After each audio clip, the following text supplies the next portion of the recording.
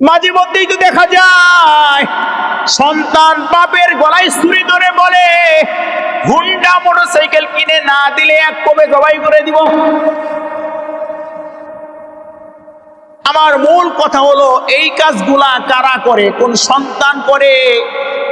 এর পিছনে কি শুধু সন্তানের দোষ নাকি বাবা মারও কোনো দোষ আছে? রাসূল সাল্লাল্লাহু আলাইহি ওয়াসাল্লাম বলেন, একটা সন্তান কিন্তু জন্মের পর থেকেই কিন্তু সে সবকিছু শিখে আসে না। একটা উদাহরণ দিয়ে বলি, আমি মাঝে মধ্যে উদাহরণটা দেই। আপনার বাড়ির পাশে একটা প্রতিবেশী আছে, তার সাথে আপনার সম্পর্ক ভালো না, যে কোনো কারণে সম্পর্ক ভালো না। আপনি একটা রেন্টি গাছ চিন্তা করছেন, তার বাড়ির পাশে বেঁকা করে লাগায় দেই। ইচ্ছা করে রেন্টি গাছের গোড়াটা আপনার জায়গায় রাখছেন, আর পুরা মাথাটা তার জায়গায় হেলায় দিছেন। এখন একটু মোটা হওয়ার পরে প্রতিবেশী বলতেছে, ভাই আপনার রেন্টি গাছ সরায় ফেলেন। গোড়া যদিও আপনার জায়গায়, কিন্তু পুরা গাছটা তো আমার জায়গায়, আমি রাখতে দিব না।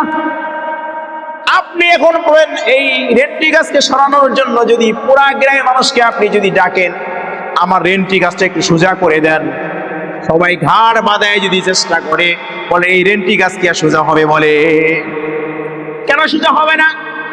যখন আপনি লাগাইছিলেন তখন রেন্টি গাছটা ছিল চিকন, আপনি চাইলে একাই সোজা করতে পারতেন, অন্য কাউকে লাগতো না। কিন্তু যখন রেন্টি গাছটা মোটা হয়ে গেছে, এখন গ্রামের সবাইকে ডেকে এনে সোজা করতে চাইলে রেন্টি গাছ সোজা হবে না। এক পর্যায়ে আপনার রেন্টি গাছ ভেঙে যাবে, অথবা আপনার কেটে ফেলতে হবে, কারণ অন্যের জায়গায় আপনি রাখতে পারবেন না। এই রেন্টি গাছটা আপনি রাখতে পারলেন না, এই জন্য কিন্তু প্রতিবেশী দায়ী না, এই জন্য আপনি নিজেই দায়ী। কেন? আপনি লাগানোর সময় আপনার মনের মধ্যে বেঁকা করে লাগাইছিলেন। তদ্রূপ রাসূল সাল্লাল্লাহু আলাইহি ওয়াসাল্লাম বলেন, যেই সন্তানটার মধ্যে কোরআনের ইলম আছে, যেই সন্তানটার মধ্যে আল্লাহর ভয় আছে, যেই মেয়েটার মধ্যে আল্লাহর পরিচয় আছে, যেই ছেলেটার মধ্যে রবকে ভালোবাসে, রবকে মহব্বত করে, জান্নাতে যাওয়ার আশা থাকে, জাহান্নাম থেকে বাঁচার আশা থাকে, ওই সন্তান কখনোই তার মা বাপকে কষ্ট দিতে পারে না। কিন্তু যেই সন্তানের জান্নাত জাহান্নাম নিয়ে কোনো মাথা ব্যথা নাই, সে জান্নাতে যাবে না জাহান্নামে যাবে, কোনো প্রকার টেনশন নাই, নিজের মতো করে চলতেছে, সবাই তার ভালো, তার চুলের কাটিং ভিন্ন রকমের, তার চলাফেরা ভিন্ন রকমের, তার চাইচলন ভিন্ন রকমের, না তার বাবাকে মানে, না তার চাচাকে মানে, না তার দাদাকে মানে। যদি কেউ কথা বলে, চাচা ভাতিজা উল্টা পাল্টা চলো কেন? ওই মুরব্বী কথা বলো না, এত বেশি বোঝা ভালো না। যখন বাবা বিরুদ্ধ হয়ে যায়, যখন সন্তান উল্টা পাল্টা চলে, বাবা যখন বলে, বাবা তোমার চলাফেরা ভালো মনে হচ্ছে না, বা পুরা কথা বলিস না, এত কথা ভালো লাগে না। এই কথাটা যে সন্তান বলল, এই সন্তান এই কথাটা বলা কিন্তু একাই শেখে নাই। এই সন্তানটার উঠা বসা, চাই চলন, তার লেনদেন সবকিছু ছোটবেলা থেকেই ঠিকঠাক ছিল না। এর হুজুর প্রশ্ন করি, হুজুর আমরা তো চেষ্টা করি সন্তানকে ভালো লাইনে রাখার জন্য, এরপরে খারাপ যদি হয়ে যায় ভিন্ন কথা, খারাপ হতেই পারে, কিন্তু বেশিরভাগ সন্তানের মধ্যে আজ চেঞ্জ কেন? কারণ আমার সন্তান, গত জুমায় বলেছিলাম, আমার সন্তান সন্ধ্যার পরে বের হয়ে গেল বাড়ি থেকে। বাড়ি থেকে বের হওয়ার পরে আমার সন্তানরা কার সাথে চলাফেরা করে, কোথায় যায়, আমার সন্তানরা কত রাত্রে বাড়িতে ফিরল, কোথায় গেল, সে যে চলাফেরা করে, তার যে হাত খরচ প্রয়োজন হয়, এই টাকা তো আমি দিই না, এটা টাকার উৎস কোথায়? মাঝে মধ্যেই দামি দামি পোশাক পরে, দামি দামি ফোন চালায়, মোটরসাইকেল কিনে, আমি তো এই পরিমাণ তাকে টাকা দেই না, সে কোথায় পায়? এই খবর কিন্তু বাবার নাই। বাবা সন্তান চলতেছে, সেও মনে করতেছে ভালো আছে, কিন্তু তার সন্তান তার অজান্তে যে খারাপ কাজে জড়িত হয়ে গেছে, বাবার খবর নাই। একটা সন্তান কিন্তু একদিনে খারাপ হয় না, একটা মা বা বাবা কিন্তু টের পায় তার সন্তান যখন বাড়িতে পাড়া দেয়, তখনই বাবা মা টের পেয়ে যায় যে আমার সন্তান কিন্তু ভালো পথে হাঁটতেছে না। শুরু থেকেই যদি এই বাপ মা তাকে ওয়ার্নিং দিত, তাকে বোঝানোর চেষ্টা করত, হয়তো সে বুঝে শুনে এক পর্যায়ে ভালো দিকে চলে আসতো।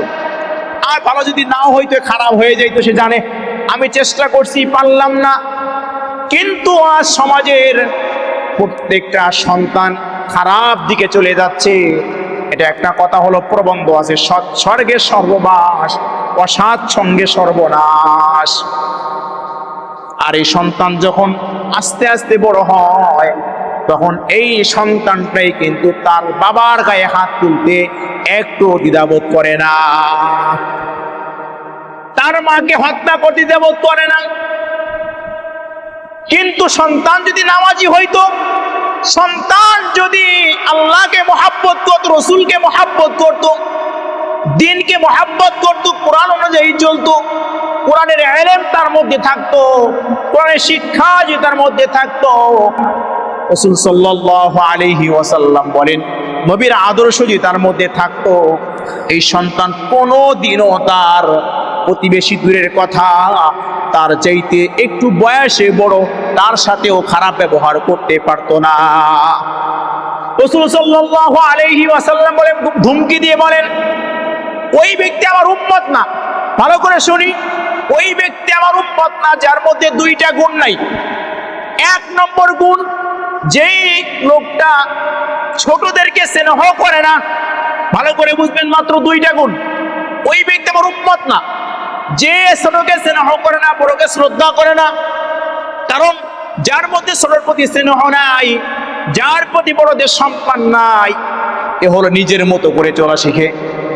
যে ছোটকে দেখলে আদর করে না, ভালোবাসে না, বড়কে দেখলে শ্রদ্ধা করে না, সালাম দেয় না, ভালো চোখে তাকায় না, ওই লোকটা কিন্তু বেয়াদব। বেয়াদবের সংজ্ঞা হলো, যেই ছেলেটা বা যেই মেয়েটা আসলে কি ভালোবাসে না, আর তার বয়সে বড় যারা, তাদেরকে শ্রদ্ধা করে না, মহাব্বত করে না, তাদেরকে ভয় পায় না, ওই লোক রাসূল সাল্লাল্লাহু আলাইহি ওয়াসাল্লাম বলে ওই লোকটাই আমার উম্মত না। কারণ সে যদি আমার উম্মত দাবি করে, এর দ্বারা সমাজে শুধু ফিতনাই হবে, ভালো কোনো কাজ হবে না। দেখবেন, আমার কথা মিলাই দেখবেন, রাসূলের কথা মিলাই দেখবেন, যেই ছেলেটার মধ্যে স্রোতের মহাব্বত নাই, যেই ছেলেটার মধ্যে বড়দের সম্মান নাই, ও কিন্তু সমাজের মধ্যে খারাপ কাজ বেশি করে। রাসূল বলতেছেন, সাহাবা বলছে, ইয়া রাসূলুল্লাহ, ইয়া হাবিবাল্লাহ, আপনি যে বললেন এই দুইটা গুণ না থাকলে আপনার উম্মত না, কেন বললেন?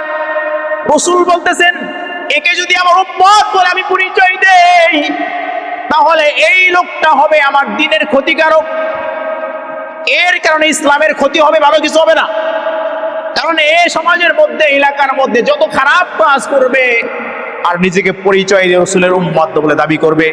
এই জন্য আমি বলতেছি, যার মধ্যে ছোটর প্রতি স্নেহ নাই, বড়দের সম্মান নাই, রাসূল বলতেছেন ও আমার উম্মতের মধ্যে পড়বে না, উম্মতের মধ্যে পড়বে না।